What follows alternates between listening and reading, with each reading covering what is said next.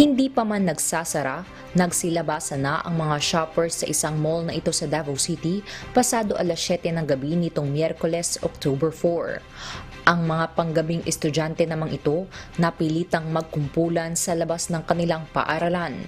Ang mga guests sa isang hotel mabilis na lumabas sa kanilang tinutuluyan. Sa kuha naman ng isang netizen sa kaparehong syudad, makikita ang paggalaw ng mga kable at ng mga bakal sa isang itinatayong gusali. Ang mga eksenang ito sa Davao, gayon din sa iba't ibang panig ng Mindanao, ay kasunod ng pagtama ng magnitude 6.4 na lindol alas 7:21 kagabi sa tala ng Philippine Institute of Volcanology and Seismology of PHIVOLCS. Sentro ng pagyanig ang timog silangang bahagi ng Sarangani Islands sa Davao Occidental. May lalim itong 139 kilometers at tectonic ang origin. Pinakamalakas ang pagyanig sa mga bayan ng Sarangani at Don Marcelino sa probinsya ng Davao Occidental na umabot sa intensity 5. Dahil dito, sinuspindi muna ang klase sa buong lalawigan ngayong araw upang bigyang daan ang pag-inspeksyon sa mga gusali. Suspindido rin muna ang klase sa Island Garden City of Samal ngayong araw.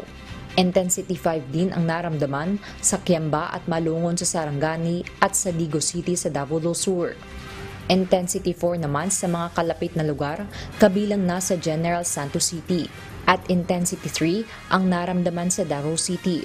Umabot din hanggang sa malalayong lugar ang pagyanig, gaya ng Zamboanga City at Cagayan de Oro City na nakapagtala ng Intensity 2 at Intensity 1. Sa ngayon, wala pang naitatalang casualty kasunod ng malakas na pagyanig. Patuloy pa rin ang assessments sa mga gusali para sa mga posibleng pinsala. Pero ayon sa PHIVOLCS, wala namang inaasahang damage kasunod ng lindol. Gayunman, inaasahan ng aftershocks. As of 3 a.m., 4 na mga aftershocks na may lakas sa pagitan ng magnitude 2.4 hanggang 3.2 ang naitala ng PHIVOLCS kasunod ng magnitude 6.4 earthquake. Diyos ang aming sandigan, serbisyo publiko ang aming pinahahalaghan. Lucille Ren, humahataw!